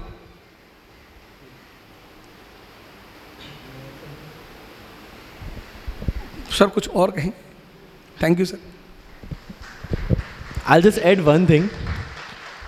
ये सबके लिए है, एस्पिरेंट्स के लिए भी है। इन एवरी हालात वी हैव ओनली 2 ऑप्शंस, या तो हालात से लड़ना है या हालात से डरना है। You have to choose your own. और सेकेंड थिंग, मुझे ये सेम क्वेश्चन पूछा था सर, थोड़ा पॉलिटिकल हो जाएगा, लेकिन आई वॉन्ट टू से दिस पीपल। किसी ने मुझे मैसेज किया कि किसी एक स्टेट में कोई एक सिटी का नाम बदला जा रहा है, आप उस पर क्या कमेंट देंगे? आई सेड जिस दिन तुम्हें उससे फ़र्क पड़ना बंद हो जाएगा उस दिन वो भी बंद हो जाएगा। As simple as that. Yes, next question. I understood कि आपका जो रेफरेंस है वो वैल्यू सिस्टम पे है। सी देयर आर सर्टेन ऑफिसर्स जो आज भी उनकी वैल्यू सिस्टम को लेके चल रहे हैं। ओके, तो केसेस तो होंगे, सिस्टम है, उसके लूपहोल्स है, उसको लोग यूज़ भी करेंगे। आपका कोई बाल भी वांका नहीं कर सकता अगर आपने अपने एथिक्स को नहीं छोड़ा है। Article 311 of the Constitution gives the highest level of security to any civil servant working in government of India or state government. लेकिन अगर आपकी किसी जगह पे कोई प्रॉब्लम है जो उनके हाथ में आ गया, then you can be played with. So if you are very much clear about your role, your job, your duty, and you are aware कि आपको कहाँ पे क्या डिसीजन लेना है, nobody can interfere in your life. This is very clear. सो अगर उनके साथ कुछ होता भी है, कहीं वे फ्रेम भी करते हैं, लेकिन सत्य है तो जीतेगा। These are some values which can never be modified और replaced. Yes, thank you. Yes, next. Good afternoon everyone. Sir this is Anoop. मेरा सवाल ओझा सर से है। Actually sir presently my age is 28 years and I am working in banking, so it is quite hectic, I mean from 10 to 7.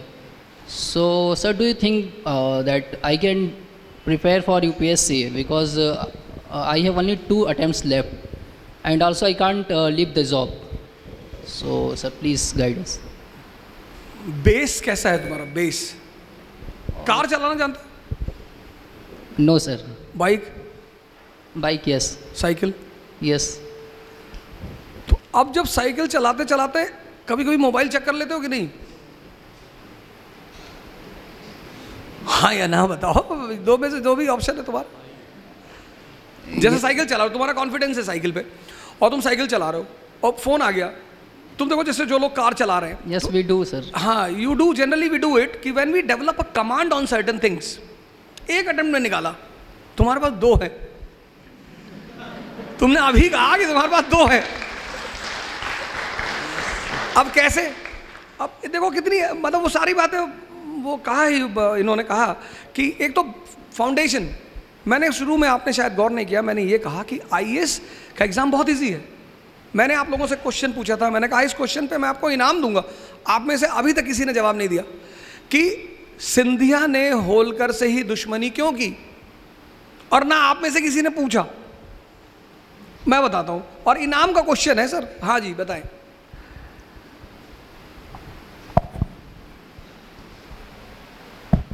Sir मैंने I think कहीं पढ़ा था, वो पानीपत से होलकर भाग के आए थे, मतलब विश्वास राव को छोड़ के आए थे शायद, ये पढ़ा था मैंने, शायद ये रीज़न हो सकता है। ठीक ठीक, और कोई?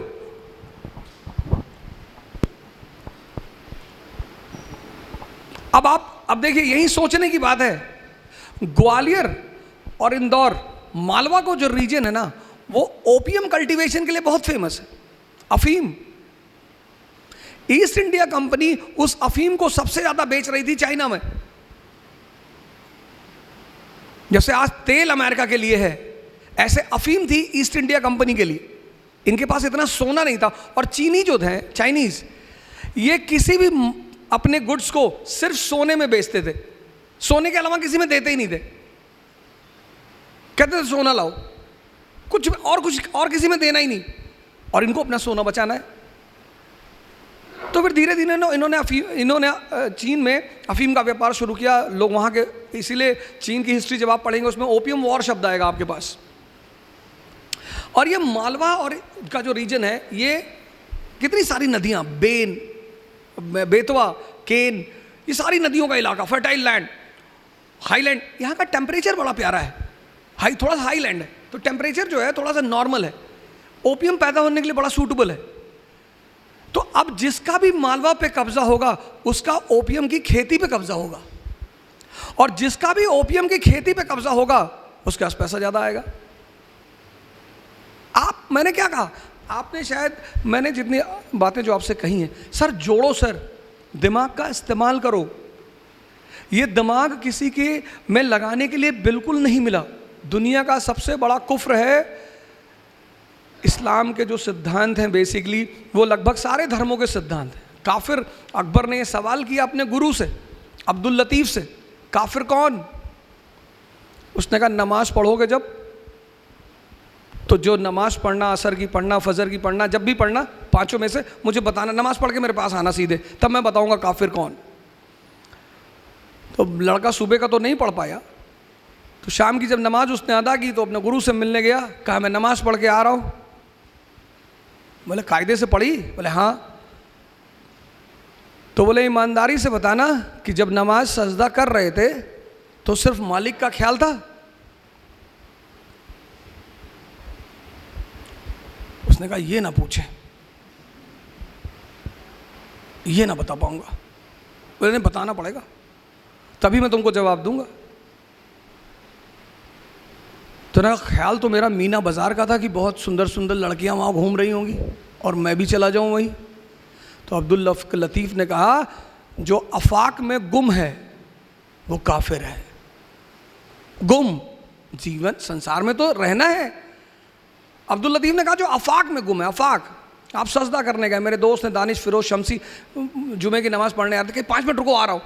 अब मैं कहता अब जा ही क्यों रहे हो, तुम मालिक के पास जा रहे हो सजदा करने, जल्दी में क्यों जा रहे हो? हम प्रधानमंत्री से मिलने गए, अब मैं निकलूंगा उसकी ही मर्जी से, क्योंकि वो मालिक है देश। मैं उससे ये थोड़ी कर सकता हूँ मैं जा रहा हूँ भाई साहब, वो क्या बैठे हो, मारो बैठ, मास्टर कहाँ जा रहा है? जब तुम मालिक से मिलने जा रहे हो, नमाज पढ़ने जा रहे हो, मंदिर जा रहे हो, सर ये देखो 1000 रुपये का फ़ोन लेके चलते हैं, क्योंकि व्हाट्सएप और फेसबुक दुनिया का सबसे बड़ा दुश्मन है।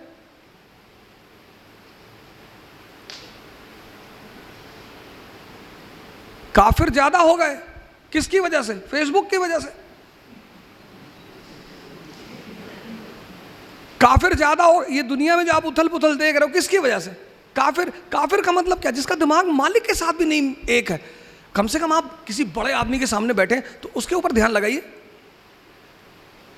आप नमाज पढ़ने के धीरे से मोबाइल निकाल के देख रहे हैं, अगल बगल आप देख रहे हो, कोई देख तो नहीं, उससे क्या फर्क पड़ता है सर? आप देखिए,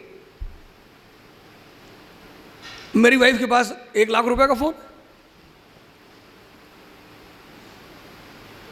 कहती है अच्छा नहीं लग रहा है। मैंने कहा सवाल अच्छे का नहीं है, सवाल दिमाग का है, बात ही तो करनी है।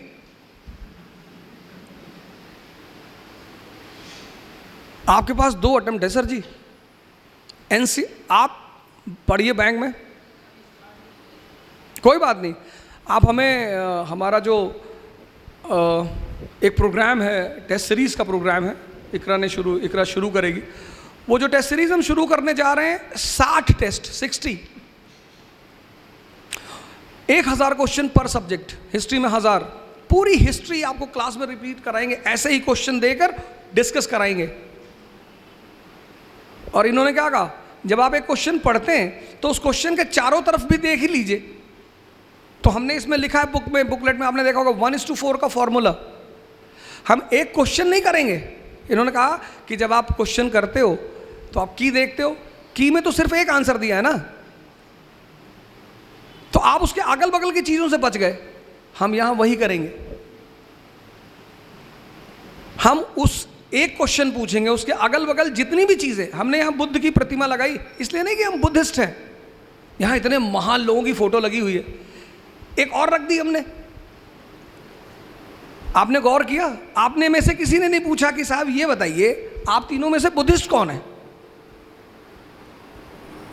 हमने जानते क्यों लगाई? क्योंकि ये दुनिया का पहला पैगंबर है जो रैशनलिज्म की बात करता है। ये दुनिया का पहला पैगंबर है, रैशनलिज्म। आदमी है, मुझे अल्लाह है कि नहीं है, क्या करोगे जान के? प्रॉब्लम बताओ, मेरे बच्चे की शादी नहीं हो रही, हाँ ये बोलो ना, चले आए। वो है या नहीं है तो एक अलग सवाल है। इतनी बड़ी कायनात, इनामदार साहब इतना बड़ा इंस्टीट्यूट चला रहे, उनको हटा दो, ये चलेगा? तो ये तो सवाल ही नहीं कि हम उस पर चर्चा करें। इनामदार साहब हैं, मालिक है यहाँ के, राजा हैं यहाँ के, चला रहे ना, मैनेजमेंट कर रहे हैं ना, कितना बड़ा काम कर रहे हैं। आप कह रहे हैं, आप बताओ इनामदार साहब दुनिया है कि नहीं है? भाई इतनी बड़ी चीज़ कैसे चलेगी? कोई तो चलाएगा, उस पर तो सवाल ही नहीं। लेकिन पहले आप ये देखो क्यों ढूंढ रहे हो? सर हम चाहते हैं मेरा लड़का डॉक्टर हो जाए, तो उसको क्यों ढूंढ रहे हो? नहीं, वो आशीर्वाद सबको देता है। दुनिया, आप एक अपराधी से नफरत करते हो, वो नहीं करता, और सबको हमेशा देता रहता है। लेकिन कौन ले रहा है, ये तो फर्क, ये सबसे बड़ी चीज, ले कौन रहा? उमर साहब, कैलिफ उमर कैलिफ, बगदाद के कैलिफ। अभी सर ने हमारे कहा आज के हालात, गांव का प्रधान पिजारो से चल रहा है, बोलेरो से चल रहा है, फॉर्च्यूनर से चल रहा है। कैलिफ उमर, बगदाद के कैलिफ। ईद मनाने का पैसा नहीं, अपने खजांची से कहते हैं कि यार कुछ पैसे दे दो, बच्चों के लिए कपड़े ले लूं, अगले महीने की तनख्वाह में वापस कर दूंगा। खजांची और तेज था, उसने कहा लिख के गारंटी दे दो कि अगले महीने जिंदा रहोगे। जब वैसे राजा थे तो लोग खुश थे। और इस देश में हालात बनाए किसने? हमने। डेमोक्रेसी है, we the people of India solemnly resolve. अगर आपको अभी पता चल जाए कि मेरे ऊपर हत्या के 20 केस चल रहे, आप सब उठ के चले आओगे, इस आदमी से कुछ सुनना ही नहीं। आप जब मेरे सामने से उठ के जा रहे हो कि ये हत्यारा है, हम इससे कुछ नहीं सुनेंगे। सर ऐसे आदमी को संसद में क्यों बिठाते हो?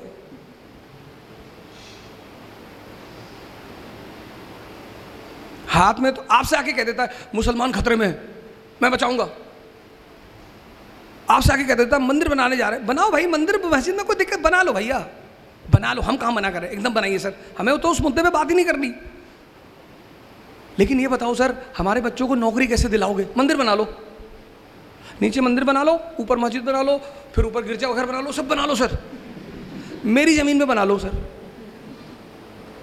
लेकिन सर ये बता दो कि हमारे ये जो बच्चा MCA करके बैठा है, 4 साल से नौकरी ढूंढ रहा है, इसको नौकरी कैसे दोगे सर? ये तो आप पूछते नहीं इन नेताओं से। फिर आप कहते हो हालात। अब इस देश के हालात को आप ही लोग बदलोगे, फिर आपकी हिस्ट्री लिखी जाएगी, फिर उसमें से आप में से कोई निकलेगा सैफिन द ग्रेट, समझदार आदमी।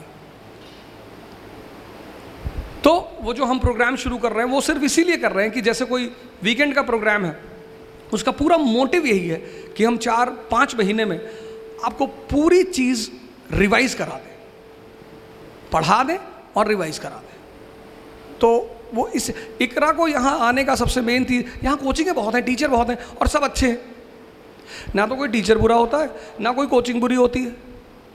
तो साहब आप लोग क्यों आए? हम खेलने नहीं आए सर, और ना खेलने सिखाने आए हैं, हम जीतने का सिद्धांत जानते हैं सर। खिलाड़ी तो यहाँ बहुत है, कोच यहाँ बहुत है, हम सर जानते हैं जीतने का फॉर्मूला।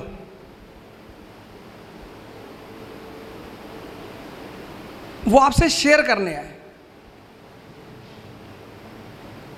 इन्होंने कहा ना कंसोलिडेशन, आपने ध्यान नहीं दिया होगा उस शब्द पे।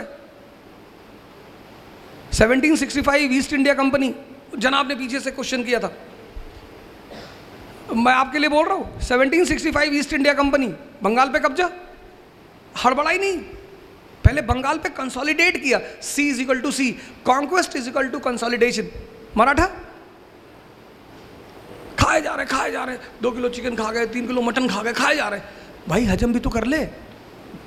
फिर बोले डिसेंट्री हो गई, होनी थी। अंग्रेजों ने खाया, हजम किया, जिम गए, एक्सरसाइज किया, 100 साल में पूरे देश पे कब्जा कर लिया। इसलिए मैंने आपसे शुरू ही किया यहां से बोलने के लिए। पहली चीज मैंने आपसे कहा कहानियां हैं, समझना है। दूसरी चीज मैंने आपसे कहा दिशा, डायरेक्शन, सारा खेल डायरेक्शन। तीसरी बात मैंने आपसे कहा लड़ना है, मजा लो लड़ाई का, रो नहीं सकते, रो नहीं सकते, आप रो नहीं सकते।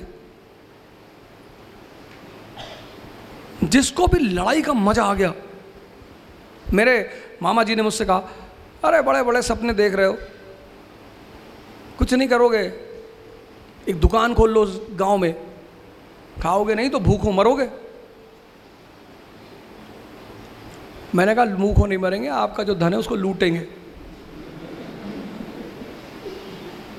और ऐसी बातें मत कहा करो। फिर उन्होंने मेरी माता जी से कहा बहुत बदतमीज लड़का है। सर बदतमीजी आप कर रहे हैं। एक तो आप अपने आप को मेरा अपना कहते हैं, माँ प्लस माँ, जिसमें 2 माँ लगा हुआ है, जो डबल माँ लिए हुए वो अपने बच्चे को डिमोरलाइज कर सकता है। आप ये कहो कि बेटा और मेहनत करो, उठो, आगे बढ़ो, ऐसे नहीं होगा। आप करो कुछ नहीं करवाओगे, दुकान खोल लो।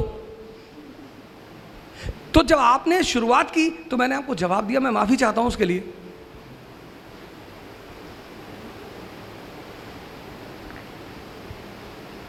तो पूरा ये खेल है सर, ये सिर्फ एक खेल है।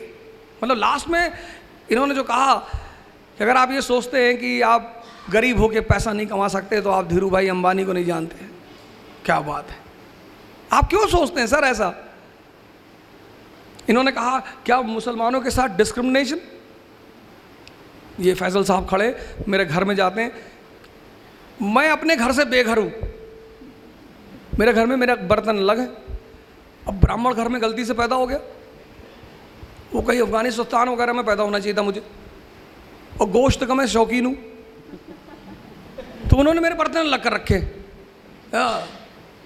मेरी माता जी आती चेक करती कि कहीं इसमें ना खा ले। ये कौन सी डिस्क्रिमिनेशन, किस बात की? और जो डिस्क्रिमिनेशन करता है, आप पूछिए, सामने बैठे, मैं अपने स्टूडेंटों से कहता हूँ मुझसे 2 बात कभी मत बताना, एक अपना नाम और एक तुम्हारे फादर क्या करते हैं। कुछ भी करते हो मुझे फ़र्क नहीं पड़ता, मेरा काम है सबको हेल्प करना। आपके फादर इस देश के प्रधानमंत्री हैं तो भी मैं करूँगा, आपके फादर चपरासी हैं तो भी मैं करूँगा, क्योंकि ये मेरा काम है। तो आप ठीक है। और फिर लास्ट अंतिम बात, आप जो है एवरेस्ट पे चढ़ने चाहते हो कि वहाँ से चढ़ के ऊंचाई से दुनिया देखेंगे, मज़ा लेंगे, लेकिन सर हर मज़े के साथ एक खतरा है। तो एवरेस्ट में चढ़ने पर एवलॉन्च का खतरा है। आप कह रहे साहब हम खतरा नहीं लेंगे, तो अरावली पे चढ़ जाओ। कौन बोला सपना देखने के लिए आपको? आप सपना भी देखते हो। हमारा काम क्या है, हम ये नहीं कहने आए अरे भैया कोई दर्द नहीं होगा, हम आपको आईएएस बनाने आए, ऐसे उल्टी सीधी बातें हम नहीं करने आए। दर्द होगा, हम पता क्या बताएंगे आपको कि इस दर्द का मजा कैसे लेना है। आपको सब दर्द हो रहा है, हमको उठो और नाचे, बस नाचते नाचते हो जाएगा आपका काम। और यही काम है कोच का, यही काम है कोचिंग का।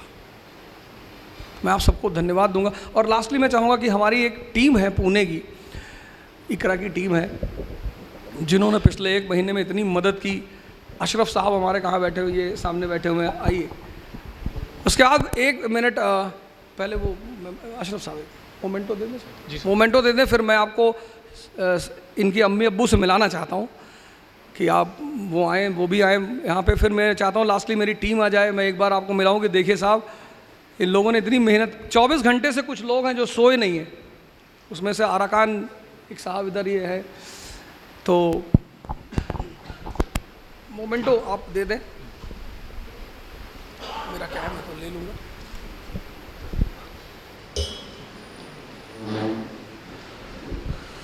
तो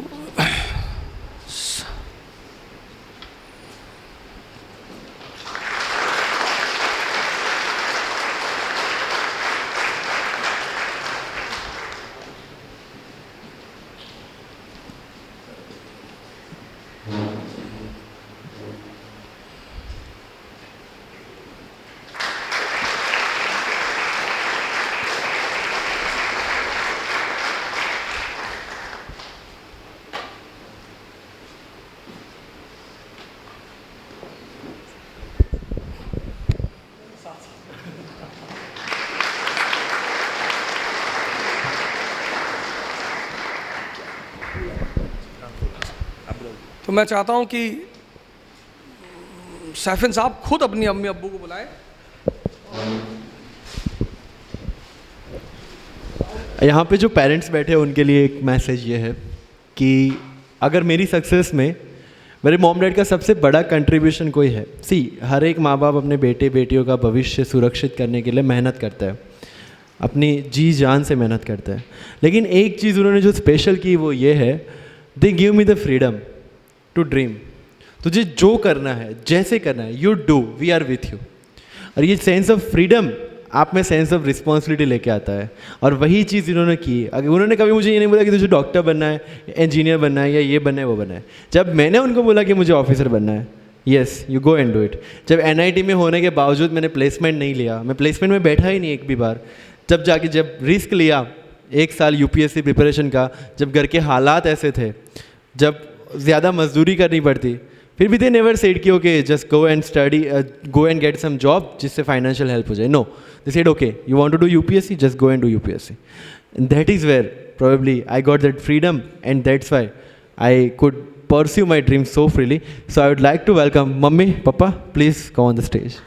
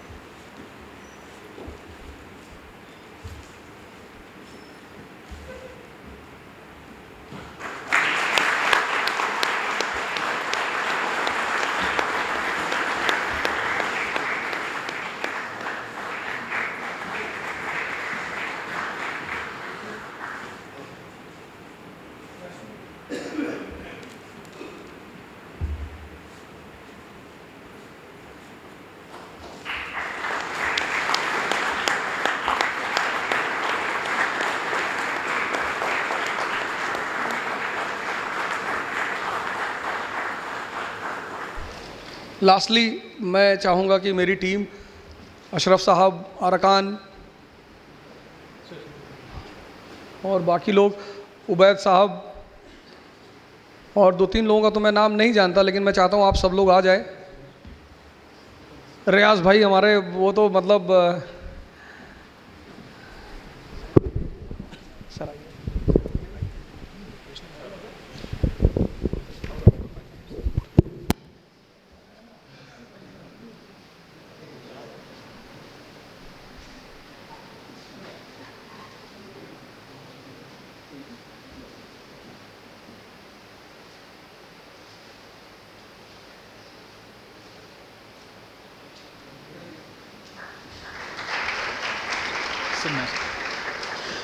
तो मैं लास्टली सबको, पूना के सभी लोगों को बहुत बहुत शुक्रिया कहना चाहता हूँ।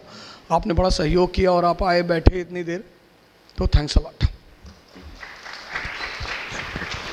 So guys, we end this session with a national anthem. So I request all of you to please stand. Thank you. Jana Gana मन अधिनायक जय हे, भारत भाग्य विधाता। पंजाब सिंधु गुजरात मराठा, द्राविड़ उत्कल बंगा।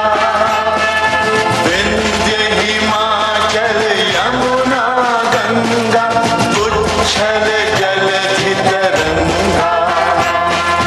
तव शुभ नामे जागे, तव शुभ आशीष मांगे।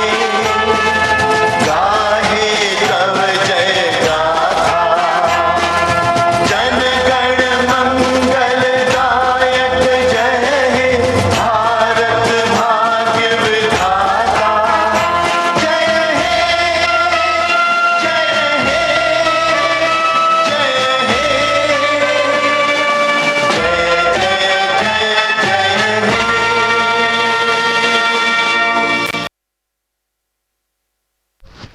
Thank you very much, all of you. So this seminar for today ends here. And please, I request all of you to please go for refreshments outside and also submit the registration form at the registration desk. Thank you. My name is Upendra Davle. Thank you.